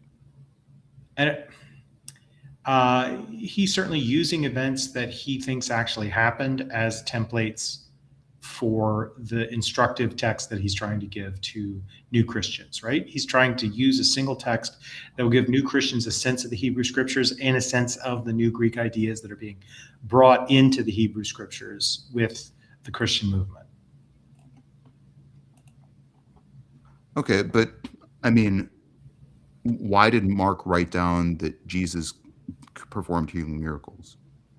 I don't know the psychology of Mark. I know that Mark's miracles, when he does describe them, are almost always based on miracles from the Deuteronomistic history of the Tanakh. Like the healing of the Jairus' daughter is based on the healing of the widow of Nain. The multiplying of the loaves and fishes is like the multiplying of the oil from the bottle of the widow. Like all of these are. But should that really bother Christians? Should that create any problem for Christianity if there are similarities and parallels? You're arguing that there's parallels. It depends on the kind of Christian it is, right? Like if it's a Christian who believes like the group that I grew up in, yes, it would create a huge problem because their belief is that Mark is narrating historical events as they took place. And I'm telling you that there is a large computational analysis that was done on Mark that suggests it wasn't a novel, it wasn't a fictionalization, that it was a truth claim. Yeah, I'm not familiar with that particular work, but I would say I doubt it. I would say that like a priori, well, here's the problem. Having read Mark and having read all the Hebrew Scriptures, and like seeing that Mark specifically mentions the Hebrew Scriptures and specifically uses tropes that are drawn from the Hebrew Scriptures and images that are drawn from the Hebrew Scriptures, like a barren fig tree, I would say it's highly unlikely that Mark is simply narrating a historical event unvarnished. Well, it depends on what you mean by varnished. Like if you think there's some theological embellishment. I think there's only theological embellishment. In other words, doesn't that put it in the genre of fiction? No. Again, it depends on how you're describing ancient fiction, right? Would you think that the ancients thought that the Iliad and the Odyssey were fiction? Yeah. That's actually specifically some of the work that was used in Mortensen and Bisogni's analysis. I'm not asking about that. I'm asking if you were an ancient person living at the time of the 1st and 2nd century, and someone asked you if the Odyssey and the Iliad had happened or not, what do you think people would have responded? I think some people would have said that it's fiction. Some people would have said that it's fiction. It never happened. Yeah. I mean, I think you'd be hard pressed to find textual support for that. I think most people would be hard pressed to find any support for the contention that they thought it was fact. Okay. I mean, I've read a lot of like ancient texts, and most commentators like just assume Achilles and Agamemnon are worthy of discussion as real historical characters, just like most Romans think that the 5 kings and Romulus were real historical characters, as was Aeneas. And Aeneas is specifically a character from the Iliad. So it just seems to me that like the average person would have assumed they were stories and histories. So I guess my question is, do you think that Mark invented these stories about Jesus out of whole cloth? I don't think anybody can invent anything out of whole cloth. I think they are always using what's available, right? When Alan Moore wrote The Watchmen, did he invent Richard Nixon out of whole cloth? I don't actually, I never, yeah. I mean, but I guess well, my in question, The Watchmen, Richard Nixon is president during the 1980s, and America has become more and more totalitarian because Watergate never broke. is there any analogy from antiquity literature of a real character being put in a fictional setting that is contemporary? Yeah, sure. Socrates in the clouds. But I mean, that was Plato writing about Socrates, right? No. Sophocles. Sophocles writes a play, and he has a character in it called Socrates. There's two patterns of literature that come out of antiquity. One pattern is fictional literature, okay, which is revised by other individuals over centuries. It's only revised in the short term with significant changes in the identities of the people who are central characters who are portrayed, right? And then the other category is truth-claiming literature. In truth-claiming literature, a fallacy of the excluded middle here. Yeah. I mean, there's two patterns that emerge in the writing. There may very well be two broad patterns, but yeah, I mean, yeah. Have you read Rosenmeyer on ancient epistolary fictions?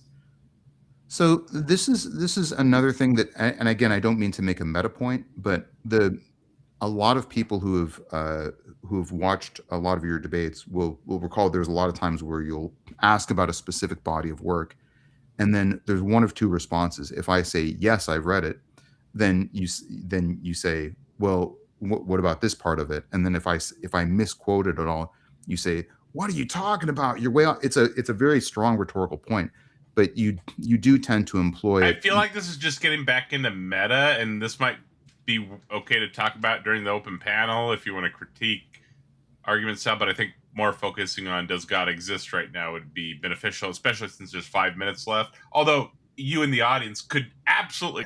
I'm fine with that meta. Look, all I'll say is why do you think there's two categories of writings that emerge from antiquity. In one category, I don't accept your dichotomy because I think there's obviously. Okay, I'm just saying I found two patterns when I looked at a bunch of texts. One pattern is where would you put Seneca's Epistulae Morales there?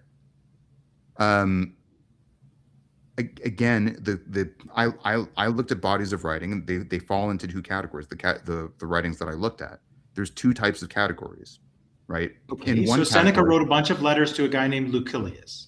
Well, see, this is I know this is another meta point, but if I can't finish any of these arguments, then it does become very asymmetric. Okay, go ahead and finish your argument, but I'm granting you that there may be those two broad categories. What I'm asking is, are there no middle ground? And I'm trying to give you examples of things I think are in the middle ground, but go ahead. Yeah, so in one category of writing, okay, the writing is repeated, but it's not for hundreds of years, okay, or if it's repeated in the short term, the characters are renamed. That's in fictionalized literature, okay? In truth-claiming literature, other people write accounts that verify that the other things happen within a much shorter time frame by a factor of 10, and in that much shorter time frame, people add on to specific details, or they add on specific, but the core stays intact. Okay, and that's generally the truth-claiming literature that emerges from antiquity. And there's lots of examples of works that fall into either of those categories in a way that's fairly dichotomous. Now, the problem is there's no. If Mark is inventing the story of Jesus, inventing the miracles, then then why did anyone believe Mark? Why did other people add their names to Mark? Why did they add other details and preserve the core of Mark? Wait. Nobody added their names to Mark, and Mark isn't even the name of the author of Mark. Well, let's just because we could talk about gospel anonymity. That's a separate conversation, but right, but nobody added their names to it. You're claiming as if that's a fact, and that's not you demonstrated. you agree that Mark and you think that Matthew, Mark, Luke were all the same author? No, I think that they're different authors with different agendas who we have no Okay, all right. knowledge of their So my point is that psychology or their Zitzim. my point is that they're different authors. Yeah, they're that's my different point authors, here. but they didn't put their names to it. That's the key point. Well, but there are works that emerged by different individuals.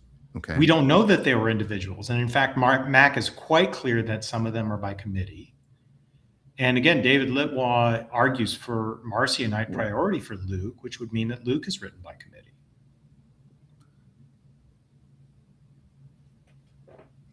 Well, I feel like it's going to be really hard for me to get this argument out. And I don't know a way around that. I realize that's a meta point, but it is a simple fact that if every third word, if I'm getting cut off, that it's just not possible to make any arguments. We have different authors. We have different books. Those books come out in the order of decades. That's the pattern of truth claiming literature. I mean, I'll certainly grant that there's different books that come out at different times in history. And I think that, like, if you follow where the scholarship is going, these are elite literary products that are referencing other literary products by people who are very conversant with the Hebrew scriptures and the Greek literature both. I don't think it's difficult to see that when these authors are making like specific references to texts within the text of the book, that they are aware of the literary predecessors. Like, it's not hard to say that Mark is aware of Isaiah because Mark says he's aware of Isaiah. Okay, well, we only have we have a minute left, right? 5 seconds. We can call it here if you want and move into the closings. Yeah, let's call it this time. So that was a wonderful open discussion portion. We're going to go into the closings. Curt is going to provide the initial closing, and then Tavo will close out the whole thing, and then we'll move into the open discussion. I'm going to put up a vote for tonight's master debater right now. All right. So once again, thank you so much, Tacos and Mega Bloodbath Debates, for hosting the debate. And thank you so much, Tavo, for what I think was a very spirited and enjoyable debate, hopefully for both sides. To the degree that we talk past one another, and it's my fault, I apologize.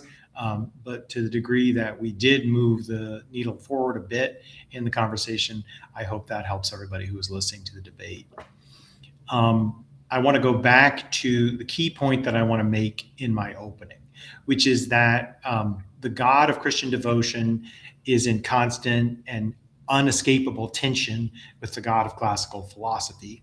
And the three strategies that theologians use to try to repair the breach are either redefinition, which we heard tonight, semantic bleaching, which we heard tonight, or figurative interpretation, which we heard actually a little bit less of, which is great, but still is used constantly in the sense of Christian apologists who are faced with a difficult problem outside of this particular debate tonight.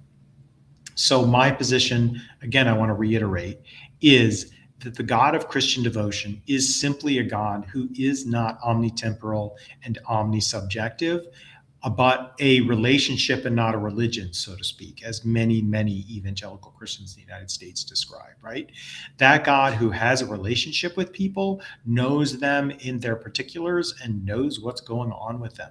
He didn't simply knock down dominoes 13.7 billion years ago and then plan for them to fall in the particular way that he wants. And of course, the domino metaphor and the idea of the omnitemporal, omnisubjective God who already plans things out to work in the way that they did is not the free will God of most Christian devotion in the first place. So my position is that the common cultural conception of the Christian God is a blurring of lines between the God of Christian devotion and the God of the philosophers. And that blurring of those lines creates inherent incoherencies that can't be resolved without sacrificing one direction or the other, such that the God that most people hold to is full of contradictions in the same way that a five-sided triangle would be full of contradictions.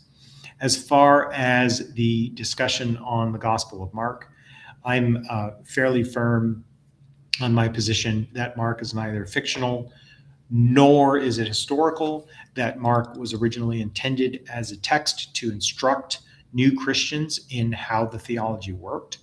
And I follow a specific reading of Willie Markson, that Mark's ending originally did not have chapter 14, verse 28, and chapter 16, verse 7.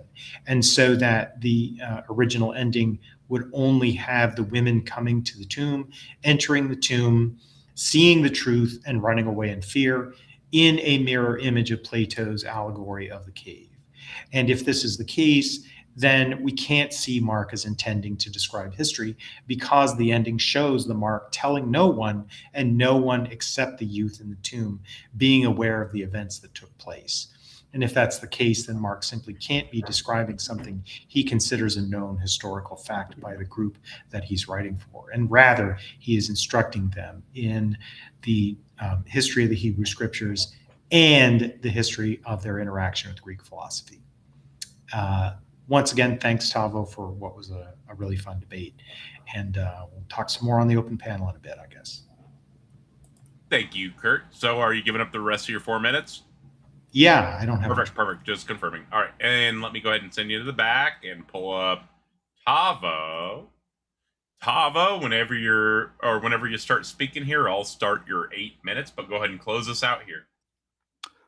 So I really want to thank Robin, Kelly, and Objective Ethics for supporting the discussion this evening. Thank you for your contributions. I know at least 2 out of the 3 of you, and I've seen Kelly a few times, so I know you're all wonderful people as well, in addition to that.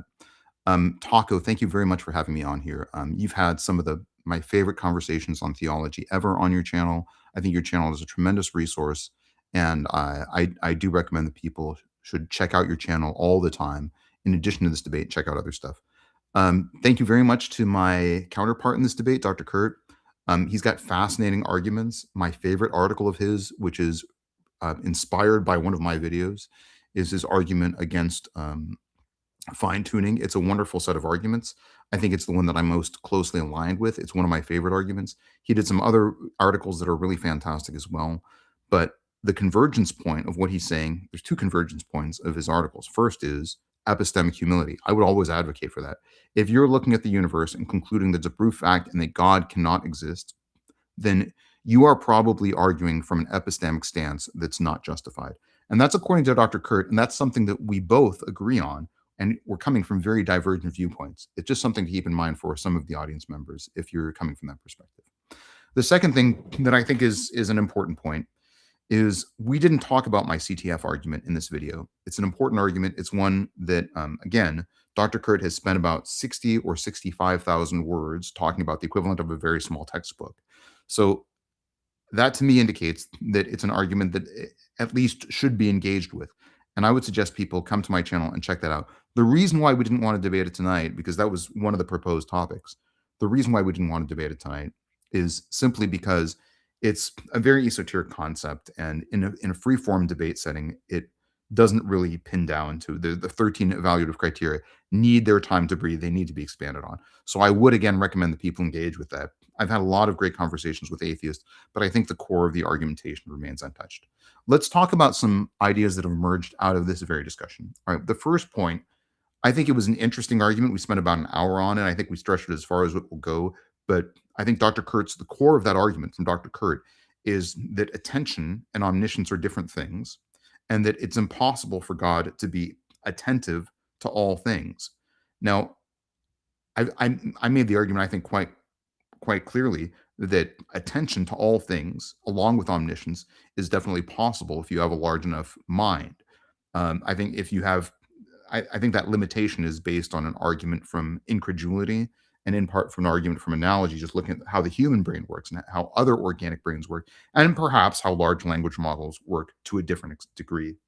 But I think all of those are limitations that if we're putting them on a divine mind, then they're misplaced. We have no basis for comparison. And I think even using Dr. Curt's own framework of epistemic humility, we have no context for determining what would be the limitations of a divine mind. So saying that this limitation should be there based on essentially an aesthetic argument, an argument by analogy, and an argument from incredulity, I really think the whole first hour kind of fell apart in that regard. Now, the next argument that we got to just a little bit was the argument of, as far as the attestations of the miracle traditions of Jesus. My point is simply this, and I didn't get to articulate it very well in the last half hour or so of the debate. But within one generation, plausibly, we have many sources who believe that Jesus resurrected, about 7 different sources, 7 different individuals, all written by different books, even no matter what your stance is on the anonymity of the Christian sources. All of those sources are written by different authors, and that's the majority scholarly consensus. And within a generation of the life of Jesus, we have 7 different people who believe in the resurrection, and we have at least 5 different sources that converge on miracle claims having, around the healings of Jesus, around the healing miracles of Jesus. Now, I think a lot of theological inflation can happen over time. I think theological embellishment can happen over time. I think if you look at later traditions about Jesus and other figures from antiquity, certainly there's some embellishment that happens. But a core developing so quickly in such a short time frame is exceedingly unlikely, and we just don't have any precedent.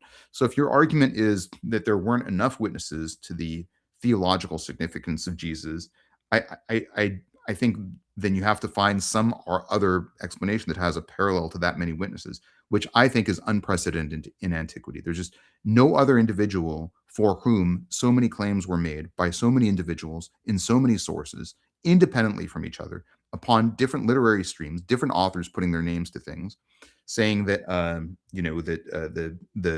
that this core event actually happened. There's very few core events that are attested by so many people in such a short time frame as the healing miracles of Jesus and the resurrection. And I think I only need to prove one of those 2 things. So I think the argumentation on that point becomes very strong. Now, even if you buy all of Dr. Curt's argumentation that I'm incredulous, that a being should be able to have omni-attention and should be attentive to all things at once, along with omniscience, even if you buy all of that analysis, I think that comes down to an argument for suspicion or an argument for incredulity. But on the other hand, if we have historical evidence that points in the other direction, then I think that trumps a claim that you're going to make based on, I'm surprised this happens, or if based on a philosophical observation that I'm coming to, that this should not happen.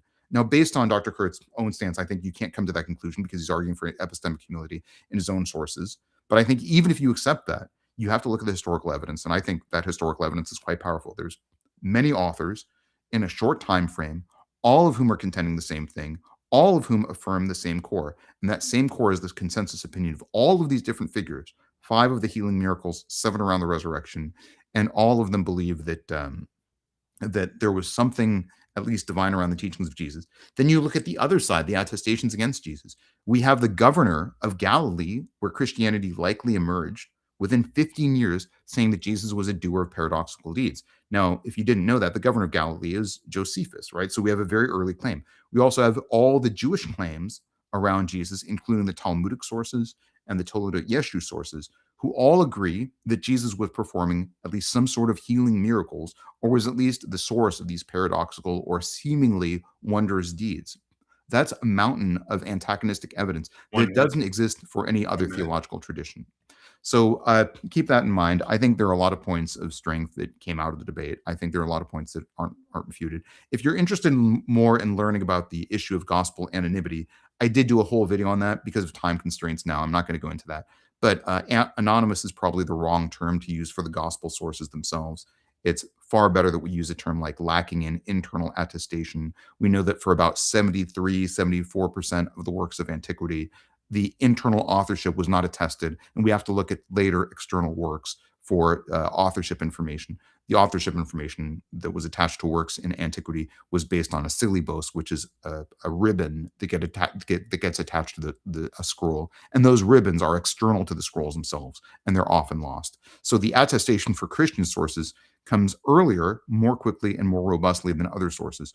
So I think we have to parse out lacking in internal That's attestation time. versus anonymous. You can finish your statement though. No, that's it. That's it. Yeah. Thank you very much, Dr. Tacos. Thanks very much, Dr. Curt. This was a wonderful discussion.